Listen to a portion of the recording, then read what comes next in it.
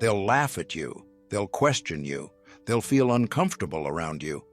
But why does your growth disturb those closest to you? The truth is, when you start breaking from societal norms and strengthening your mind, you force others to face their own mediocrity. Are you ready to pay the price for a mind so strong it terrifies people? Let's uncover why true transformation often means walking away from comfort and approval. When you begin to grow in ways that truly matter, the reactions from those around you can be surprisingly uneasy. It's not the applause you'd expect. Instead, you might notice friends pulling back, family growing tense, or once supportive voices turning strangely quiet. This discomfort isn't about you making poor choices. It's about you improving, questioning old assumptions, and stepping outside the boundaries everyone's grown used to. The fact is, genuine growth doesn't just alter your own path, it unsettles the entire equilibrium others have come to rely on. Most relationships thrive on predictability. People anchor their sense of self and security to the version of you they've always known. That version might have shared the same complaints, the same routines, the same quiet acceptance of the world's rules. But when you start to challenge those rules, by thinking for yourself, breaking old habits, or refusing to play along with unspoken expectations, you force others to confront their own inertia. Suddenly, your evolution becomes a mirror, and not everyone likes what's reflected back at them. Society rewards those who stick to the script. There's comfort in conformity, in following the crowd, in not standing out. Nietzsche calls it herd morality, the system built to keep you obedient, to make sure you don't disrupt the collective comfort. This morality isn't about elevating individuals, it's about preserving sameness. When you step outside of it, the cracks in the group's sense of security start to show. Nietzsche saw this clearly. He argued that the herd's values are designed to keep you small, to stifle the very independence that could lead to greatness. Take a simple example. You decide to stop seeking validation through likes, status, or approval. You focus on building something meaningful for yourself, not for recognition. The reaction? At first, people might offer encouragement, but soon the tone shifts. Jokes arrive, laced with doubt. Don't take this too seriously, or you're changing too much. Sometimes concern is offered as advice. Are you sure this is good for you? These aren't just harmless comments. They're subtle attempts to pull you back into the fold, to restore the comfort of the familiar. The truth is, your actions quietly challenge the choices of those who remain on autopilot, and that challenge is uncomfortable. This resistance doesn't always come as open hostility. More often, it's quiet pushback, dismissive remarks, downplaying your goals, or focusing on every possible flaw in your new direction. These are defense mechanisms, not against you personally, but against the discomfort your growth stirs up. People aren't just afraid of losing the version of you they know. They're unsettled by the possibility that change is possible at all. If you can break free from old patterns, what does that say about their decision to stay the same? Nietzsche himself lived as proof of this dynamic. His ideas were not celebrated in his lifetime. He was criticized, misunderstood, and often rejected because his thinking forced others to question values they'd never examined. He didn't write to please the herd. He wrote to challenge it, to expose the limits of collective thinking. When you walk a similar path, choosing independence over comfort, you invite the same kind of resistance. The stronger your mind becomes, the more you highlight the stagnation of those around you. There's a painful clarity that comes with refusing to live on autopilot. Nietzsche believed most people exist within an illusion, the illusion of certainty, of moral correctness, of safety in numbers. When you start to see through that illusion, you can't unsee it. You become aware in ways that others aren't ready to face. And when someone in the crowd wakes up while everyone else remains asleep, their awareness is often treated as a threat. They're labeled difficult, arrogant, or even delusional, not because they've done harm, but because their presence disturbs the comfort of mediocrity. Even simple questions can become dangerous. When you stop accepting the world as it is and start asking, "Is this what I want?" or "Why do things have to be this way?" you disrupt the order everyone else is trying to maintain. Acting on those questions, changing routines, leaving behind old relationships, or speaking uncomfortable truths makes it impossible for others to ignore what's stagnant in their own lives. Your growth isn't an attack, but it feels like one to those who haven't dared to move. It's important to recognize that this resistance is rarely malicious. Often, it's rooted in fear. Fear of losing the person they know, fear of being left behind, or fear that your transformation proves something uncomfortable, that growth is possible, and that they've chosen not to pursue it. That's a difficult truth for anyone to face, but you can't allow yourself to shrink back just to keep others comfortable. Nietzsche described this tension with brutal clarity. To forge a truly independent mind, you have to step away from the herd. Once you do, the limitations of collective thinking become obvious, and the sense of isolation grows. The stronger you become, the more alone you may feel, and the more you'll unsettle those who choose comfort over courage. But this discomfort is not a reason to stop. It's a sign you're moving in the right direction. Real growth disrupts the status quo by its very nature. But if growth is so unsettling, why do so few people pursue it? The answer lies in how we understand strength itself. Most people think strength is built in comfort, but Nietzsche offers a different perspective, one that begins with chaos, not safety. The idea that strength comes from chaos can feel counterintuitive. We're surrounded by messages telling us to seek stability, to manage stress, to find calm. But Nietzsche saw things differently. He insisted that strength is not a shield built in peace, but something hammered out in the unpredictable, in the mess and disorder that life throws at you. He put it simply: you must have chaos within you to give birth to a dancing star. This isn't just a poetic flourish. It's a statement of fact about human development. Without chaos, you remain static. Without struggle, you never become what you could be. Modern culture often treats chaos as an error to be fixed. The focus is on minimizing discomfort, on positive thinking, on building routines that keep everything predictable. But avoiding discomfort is the same as avoiding growth. Nietzsche's point is that chaos is not an interruption to life's order. It is the order. It's the raw material from which resilience, creativity, and transformation emerge. If you never step into the unknown, you never discover how deep your strength runs. A comfort zone is a soft cage, a quiet death, not a safe haven. It feels secure, but it quietly suffocates your potential. There's no pressure, no challenge, nothing to force you to adapt.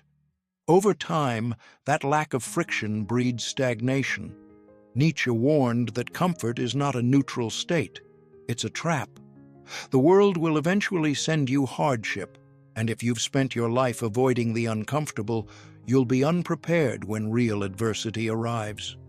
Chaos, in Nietzsche's sense, is not about destruction for its own sake. It's about transformation. It's the state where old beliefs fall away, where you're forced to confront what you truly are when nothing familiar is left to cling to. Nietzsche himself lived this philosophy. He endured periods of isolation, illness, and rejection. He wrote through pain, questioning every assumption he had inherited, and in doing so, he forged ideas that would outlast him. He didn't seek out suffering for its own sake, but he refused to run from it. He let the chaos of his own life become the crucible for something new. Think about the moments in your own life when everything stable seemed to fall apart. The times when you lost your bearings, when comfort was nowhere to be found. What did those moments reveal about you? Did they not force qualities out of you that you didn't know you had? Nietzsche believed that pain and struggle are not random misfortunes. They are tools. Suffering strips away illusions. It shows you where you're weak, where you've been dishonest with yourself, where you're still holding on to what no longer serves you. In that confrontation, you gain something lasting. You gain clarity and resolve. Not the kind of strength that hides from life, but the kind that faces it directly. It's easy to wish for a life without hardship, but Nietzsche's challenge is to wish instead for the strength to face whatever comes. This means choosing discomfort over complacency, challenge over numbness. It means understanding that true strength is not the absence of struggle, but its direct result. When you step into chaos willingly, when you stop running from what's difficult, you expand your endurance, you sharpen your will, you become the kind of person who doesn't just survive adversity, but who is shaped by it into something unbreakable. This process isn't automatic. Chaos can destroy, but it can also transform. The difference is in how you engage with it. If you face suffering with awareness, if you refuse to let it make you bitter or small, you become capable of creating something new from the ruins. This is what Nietzsche meant by the dancing star, the idea that out of the darkness, something brilliant and alive can emerge, but only if you're willing to go through the darkness first. But there's a consequence to embracing chaos that goes even deeper. When you let go of comfort, you start to see that many of the meanings and rules you relied on were just scaffolding, temporary supports, not permanent truths. Nietzsche called this the death of God, not just the loss of religious faith, but the collapse of all the old certainties that once gave life structure. When the familiar frameworks fall away, you're left with a new kind of responsibility. The question is no longer how to fit in or how to be comfortable. The question becomes, if there's no external authority to guide you, who is responsible for your life now? And what do you do when you realize that meaning itself is up to you? Most people move through life guided by invisible frameworks, unspoken rules, shared assumptions, inherited routines. These frameworks can feel like a safety net. They tell you what's acceptable, what's forbidden, and what's expected. But Nietzsche saw what happens when those frameworks disappear. He captured it with a single jarring phrase, "God is dead, God remains dead, and we have killed him." This isn't about religion alone. It's about the collapse of any ultimate authority that tells you what to value or how to live. The structures that once provided meaning and direction are gone. When the old signposts vanish, the first reaction is often relief. No more rigid dogmas, no more oppressive systems. But that relief quickly turns to something else. In the absence of an external plan, you're left with a stark reality. Everything now rests on your own decisions. There's no higher power scripting your purpose or justifying your choices. You can't point to tradition or destiny and say, "This is why I am the way I am." Nietzsche calls this radical responsibility. The burden of meaning falls squarely on you. This isn't the kind of freedom most people imagine. It's not the freedom of endless options or the thrill of rebellion. It's the weight of knowing that every value, every goal, every definition of success must be created from scratch. The safety net is gone. There's no one to blame for your failures and no one to credit for your triumphs. You become the author of your own life, but you also become the one who answers for every line you write. Nietzsche experienced this burden firsthand. He broke from the institutions and traditions that defined his world, rejecting the academic, religious, and cultural scripts that once shaped his identity. He didn't just theorize about the collapse of meaning, he lived it.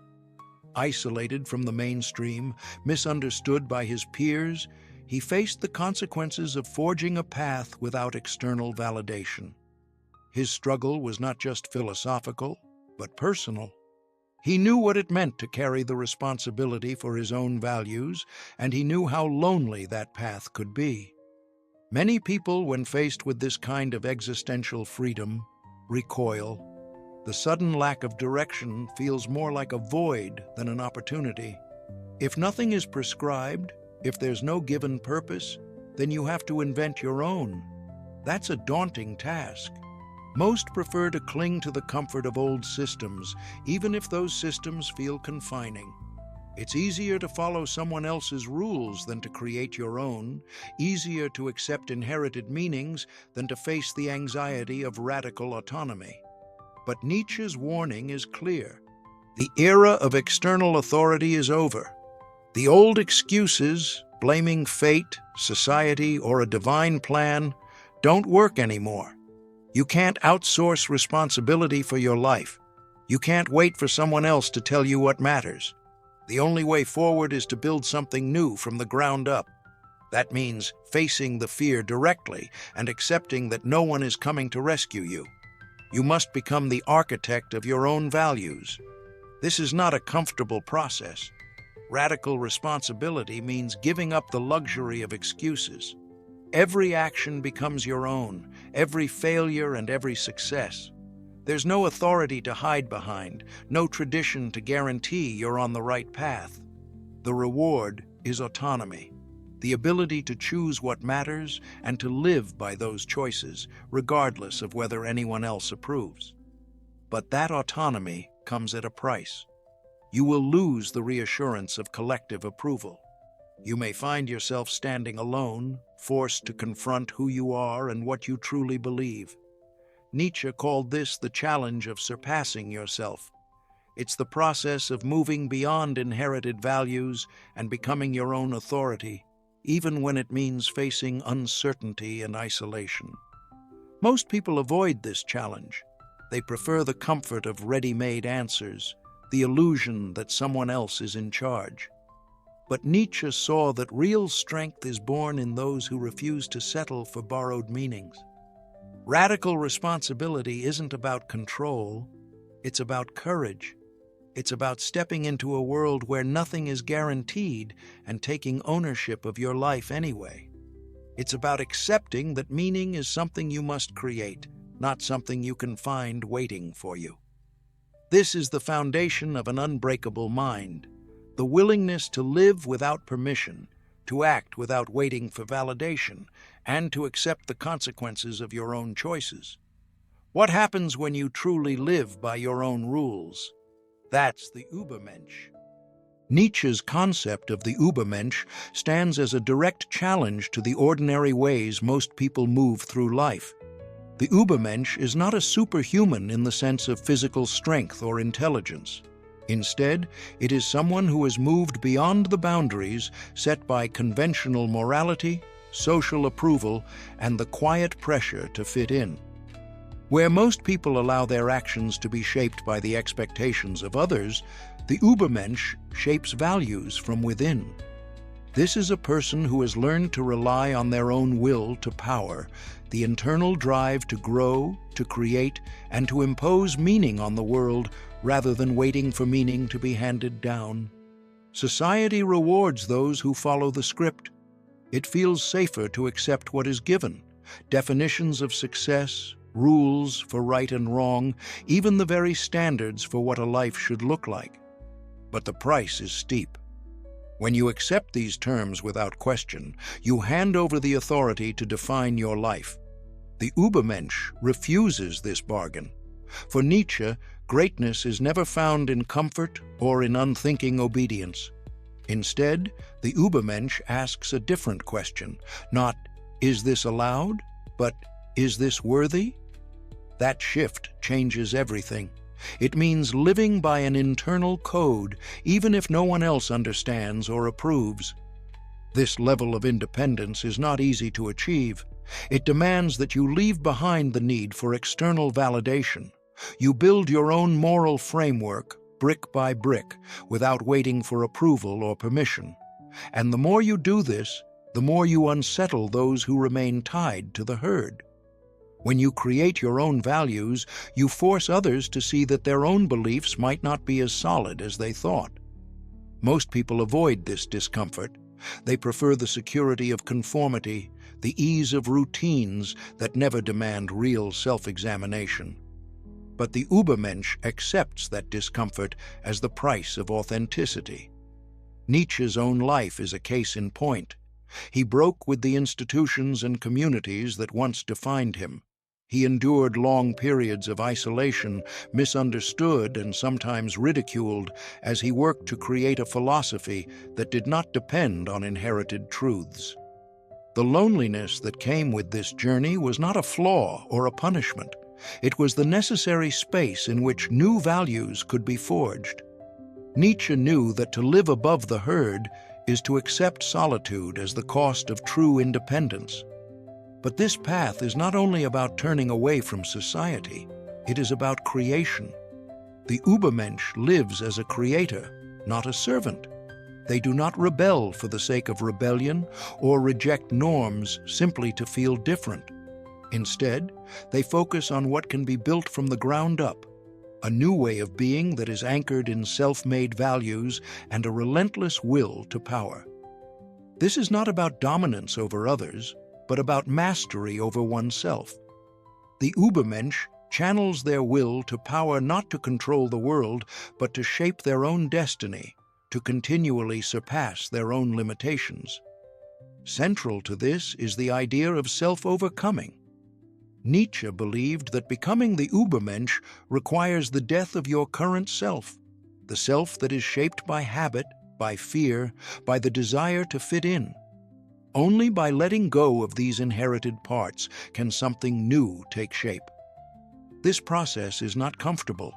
It means facing every weakness, every illusion, every piece of yourself that was built for someone else's approval.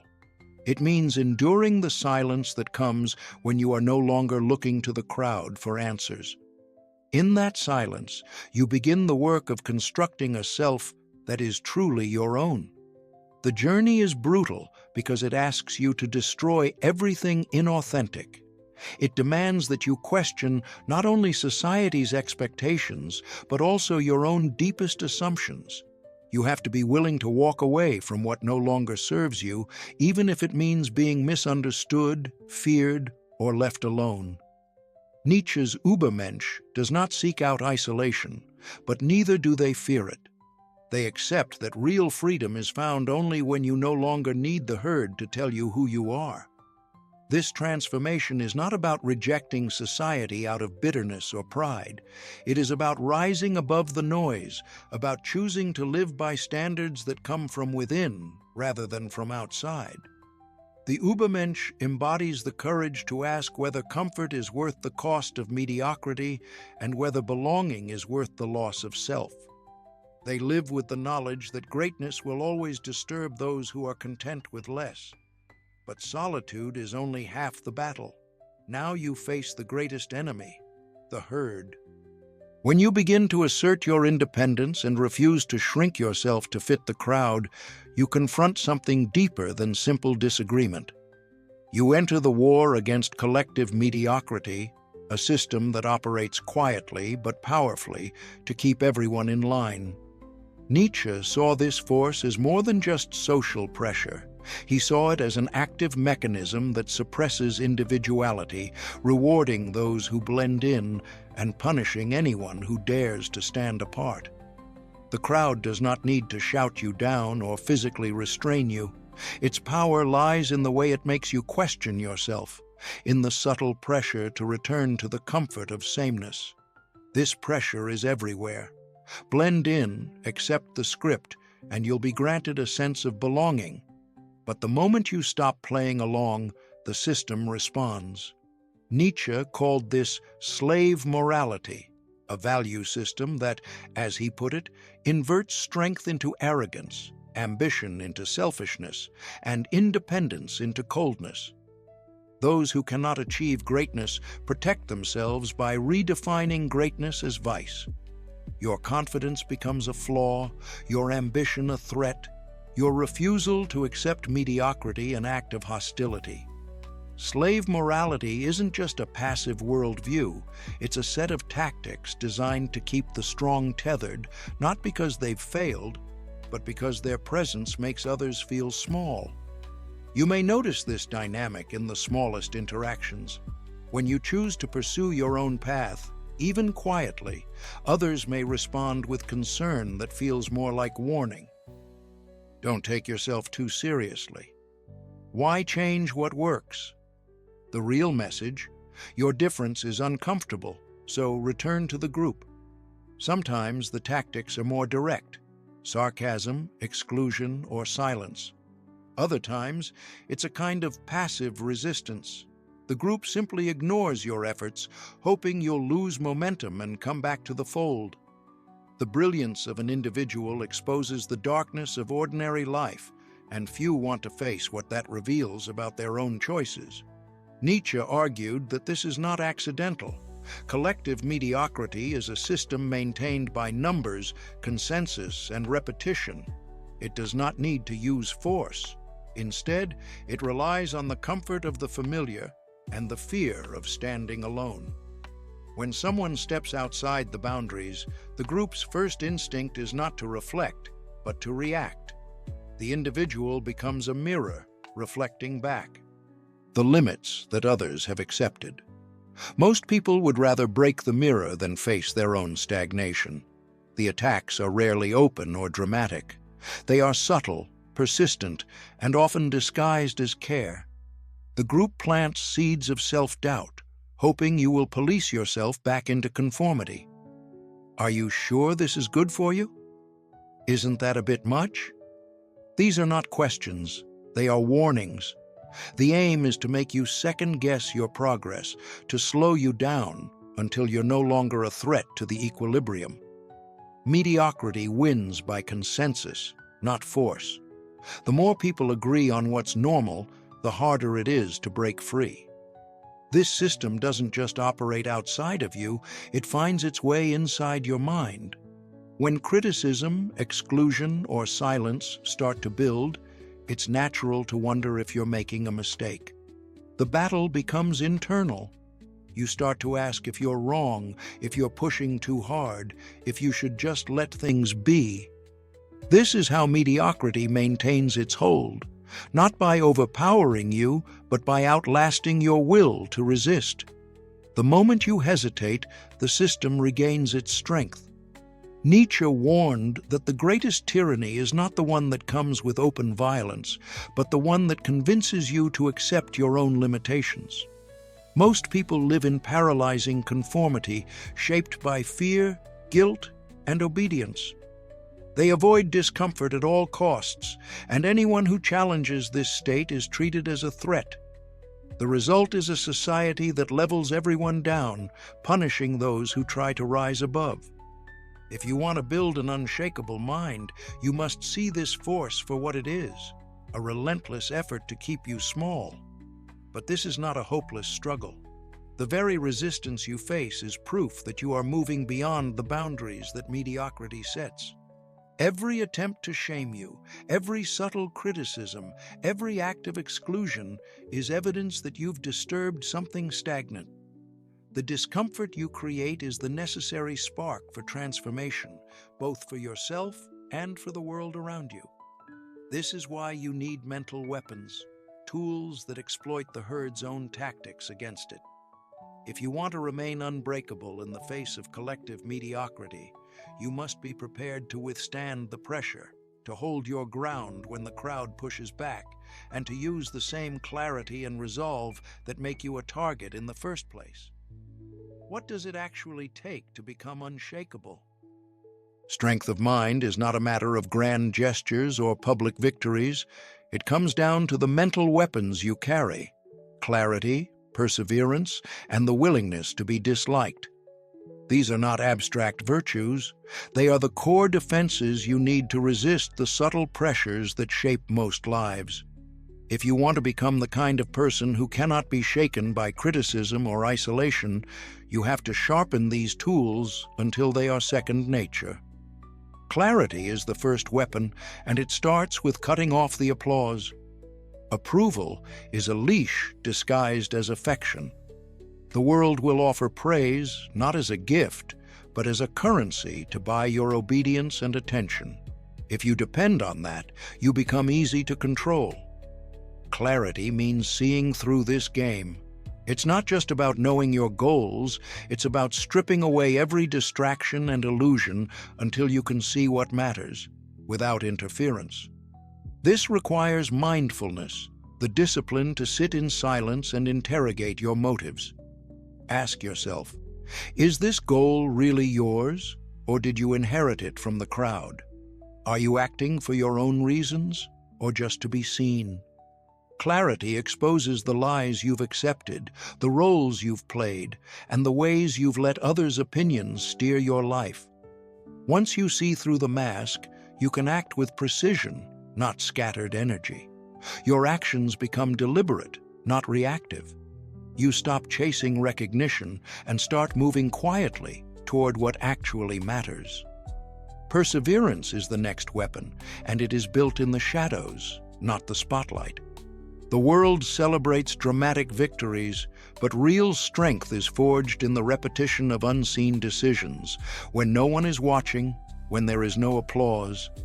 Endurance is not a loud display. It is the quiet mastery of the boring, the painful, and the invisible. Every day you show up, you make a choice to continue, especially when progress is invisible and support is absent. This is where most people quit. But the strong mind views each setback as a data point, not a defeat. Pain is not the enemy, it's the architect. Every disappointment, every failure, every moment of exhaustion becomes a lesson. You record these wounds, study them, and let them refine your standards. Precision is born from scars, not comfort. Over time, these small private choices add up. The world sees only the result and calls it strength, but you know it was built in silence, out of 1,000 decisions no one else will ever notice. The third weapon, the willingness to be disliked, is perhaps the most unsettling. Most people crave acceptance, but that craving is a weakness that can be exploited. If you need to be liked, you are vulnerable to manipulation. Praise and approval become tools others use to shape your behavior. To build a mind that terrifies, you must be able to walk through a silent room and feel nothing. Imagine entering a space where everyone disagrees with you, where judgment hangs in the air, and remaining unmoved. This is not arrogance, it is detachment. When you no longer seek validation, you become immune to the tactics of the crowd. You can speak your truth, act on your convictions, and stand alone without flinching. This is real power, the kind that cannot be bought or bent. These weapons do not develop by accident. They require practice, deliberate, uncomfortable, and often lonely. Mindfulness is the discipline that sharpens clarity. It's not about escaping to a serene retreat. It's about noticing when your thoughts are being pulled by habit, by noise, or by the expectations of others. Self-discipline is the structure that builds perseverance. It is the daily pruning of distractions, the ruthless prioritization of what matters, and the refusal to let comfort dictate your choices. Introspection is what deepens all of this. It is the willingness to look at your motives, your fears, and your weaknesses without flinching. Solitude is the crucible where these practices are tested. In silence, away from the noise of the collective, you lose the masks. There, you confront the unfiltered self, the only person you cannot lie to. Pain, too, is a necessary tool. Most people run from it, thinking it reveals weakness. But pain is a scalpel, not a wound. It cuts through the excuses and exposes the truth. Every setback is a recalibration, every betrayal a lesson in clarity. The mind that terrifies does not avoid pain. It uses pain to sharpen its edge. Solitude allows you to process these lessons without distraction. In isolation, you see who you are without the crowd's influence. You learn to crave this silence, to treat it as a sacred space where your thoughts become sharp and your voice becomes your own. When you stop running from discomfort, when you let pain refine you, when you embrace solitude, when you no longer care for applause, you become unreadable. The world, accustomed to controlling others through predictability and neediness, now finds you a mystery. Your silence becomes dominance. Your presence unsettles. You reveal nothing you do not choose to reveal. You control the narrative, and your actions speak louder than any explanation. Building this presence is not a matter of luck or talent. It is the result of ruthless self-honesty, disciplined repetition, and the willingness to let go of anything that weakens your focus. It means cutting ties with influences that dull your edge, even if they once felt familiar or comforting. The strong mind does not just grow, it protects itself. It surrounds itself with silence, clarity, and strategy, and it guards against anything that would soften its resolve. There is a cost to this kind of strength. You will lose comfort, approval, and perhaps even the company of those who cannot understand your transformation. But the prize is a mind that cannot be shaken, a presence that disturbs mediocrity and stands firm in the face of any storm. True transformation isn't about being accepted, it's about becoming unbreakable. Your willingness to step into chaos is where your power takes root.